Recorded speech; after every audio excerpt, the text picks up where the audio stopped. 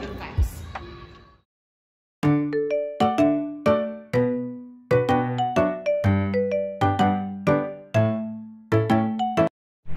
Apa sih itu procedure text? Kalau di dalam bahasa Indonesianya, yaitu teks yang berisikan perintah atau langkah-langkah dalam mengerjakan sesuatu. Kalau di dalam bahasa Inggrisnya, a text containing a goal and steps about how to make or to do something. Mari kita lihat dulu contoh beberapa dari procedure text. Banyak banget kan ya? Nah, procedure text itu ada banyak macamnya. Apa aja sih macam-macam dari procedure text? Jadi, procedure text itu mempunyai 3 macam. There are 3 kind of procedure text. Yang pertama, manual, berisikan tentang bagaimana cara menggunakan sesuatu. How to use your smartphone, how to use rice cooker, like that. Seperti itu, ya. Yang kedua, yaitu food recipe, yaitu resep makanan. How to cook something, how to make something, seputar itu. Lalu yang ketiga, tutorial, berisikan tentang bagaimana cara tahap-tahap dalam melakukan sesuatu, seperti how to edit photos, how to edit videos, like that. Bagaimana cara mengedit foto, bagaimana cara mengedit video, seperti itu. Jadi ada 3 macam procedure text. Nah, procedure text memiliki 3 general structure atau struktur umum. Yang pertama, aim or goals, atau dalam bahasa Indonesianya tujuan. Yang kedua, materials or ingredients, atau dalam bahasa Indonesianya bahan-bahan. Dan yang ketiga, steps or methods, atau dalam bahasa Indonesianya langkah-langkah. Nah, setelah itu, procedure text memiliki language feature atau bahasa-bahasa yang sering digunakan di dalam procedure text.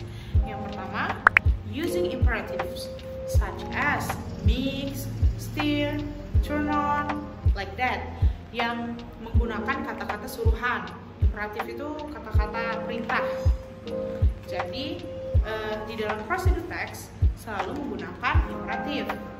Lalu yang kedua, using simple present tense, karena ia sedang menunjukkan caranya menggunakan atau membuat sesuatu itu sekarang, maka ia menggunakan simple present tense karena tidak melakukannya di masa lalu atau di masa depan, sehingga tenses yang dipakai itu simple present tense. Terus yang ketiga, using connective of sentence, jadi menggunakan kata-kata seperti then, while, seperti itu. Lalu yang terakhir, using numbering such as first, second, third, fourth, like that.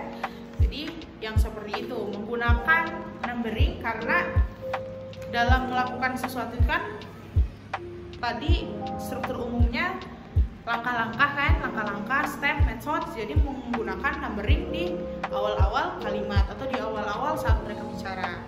Jadi 4 language feature itu adalah hal-hal yang penting yang harus berada di dalam procedure text. Nah, sebelum membahas tentang procedure text lebih jauh, saya akan membahas tentang imperative sentence terlebih dahulu. Karena di dalam procedure text tidak pernah lepas dengan namanya imperative sentence. Apa sih imperative sentence? Nah, imperative sentence adalah teks atau kalimat yang memberikan perintah atau meminta permintaan. Jadi, imperatif itu di dalam procedure text bertujuan untuk memberikan petunjuk, atau dalam bahasa Inggrisnya giving directions, atau memberikan perintah, atau dalam bahasa Inggrisnya giving command. Nah, kalau misalnya dalam procedure text, biasanya contoh imperative sentence itu seperti boil water, turn off the stove, lalu stir the egg quickly, atau tie the knot together, like that. Jadi seperti kata-kata perintah. Kalau dalam bahasa Indonesianya ya berarti kocok telur itu, atau balikan omeletnya setelah 5 menit, atau didihkan airnya, seperti itu.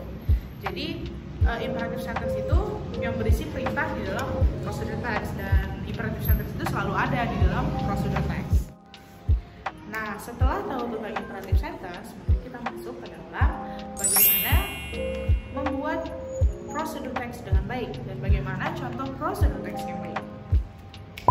Nah, ini dia contoh prosedur teks yang baik tentang how to cook rice atau bagaimana cara memasak nasi. Di dalam contoh prosedur teks di samping saya ini sudah mengandung beberapa language features, lalu juga mengandung struktur umum atau generic structure, dan termasuk ke dalam food recipe dalam macam-macam jenis prosedur teks, karena ini tentang how to cook rice atau how to cook something. Jadi masuk ke dalam food recipe. Mari kita baca sama-sama secara perlahan. Oke, 1, 2, 3. First, measure rice with the measuring cup, then rinse rice thoroughly using other container.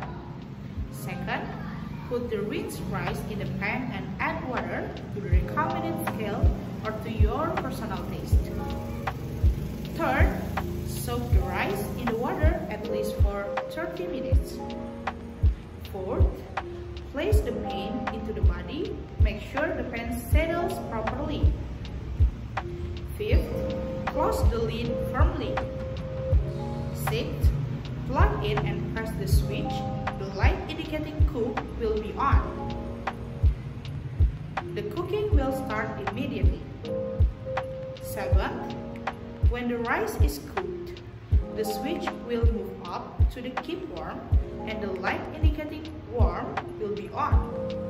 After the switch move up, leave the lid closed for at least 15 minutes to steam the rice fully. Scoop and mix the rice well. And last, unplug. Nah, di dalam contoh prosedur teks tersebut memiliki semua hal-hal yang tadi saya jelaskan tentang language features and generic structure dan imperative sentence yang termasuk ke dalam language features. Nah, di situ sudah terlihat ya mana saja yang termasuk ke dalam imperative sentence. Contohnya soak the rice, terus close the lid firmly, and then place the pan into the body, and then unplug, dan itu semuanya termasuk ke dalam imperative sentence. Nah, juga numbering, juga ada first, second, third, seperti itu. Lalu juga ada generic structure yang mengandung aim or goals, tujuan yaitu memasak nasinya. Lalu juga ada apa? Ada ingredients yaitu bahan-bahannya, lalu step and methods-nya yang dari nomor 1 hingga nomor 8 tadi. Nah, itu kan semuanya sudah termasuk ke dalam langkah-langkah dalam membuat prosedur text. Nah, itu bagaimana caranya kalian membuat prosedur text dengan baik. Mulai dari memperhatikan struktur umum, memperhatikan language features-nya, memperhatikan generic structure tadi, lalu juga memilih mau buat bikin prosedur text jenis apa, mau yang manual, mau yang food recipe, atau mau yang tutorial. Nah, itu terserah sama kalian. Untuk dasar-dasarnya kan sudah dijelaskan semuanya bagaimana cara membuat prosedur text yang baik, dan juga sudah diberikan contohnya yang tadi how to cook rice. Nah, setelah ini kalian buat sendiri bagaimana versi kalian dalam membuat prosedur text. Nah, setelah itu kalian bisa melihat apakah prosedur teks kalian itu sudah bisa dibilang sebagai prosedur teks yang baik karena sudah mengandung beberapa unsur-unsur yang sudah dijelaskan tadi. Sudah dijelaskan ya dari awal tentang apa itu prosedur text, what is prosedur text, and then what is the generic structure of prosedur text, and then what is the language feature of prosedur text, terus bagaimana contohnya, bagaimana cara membuatnya, dan itu sudah dijelaskan semua. Lalu kalian tinggal membuat prosedur text dari kalian sendiri, versi kalian sendiri, mau itu how to cook something, or how to do something, or how to edit something. Jadi macam-macamnya ada 3 ya, ada banyak kan, ada manual, ada food recipe, and then ada tutorial. Nah itu terserah kalian mau bikinnya gimana. Jadi apa kalian mengerti sampai sini tentang procedure text? Kalau sudah mengerti, berarti video ini sampai di sini saja. Terima kasih sudah menonton, dan jika ada kata-kata yang salah atau kata-kata yang mungkin tidak sengaja terucapkan, saya minta maaf, dan saya juga masih belajar sama seperti kalian.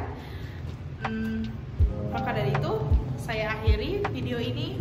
Terima kasih. Wassalamualaikum warahmatullahi wabarakatuh.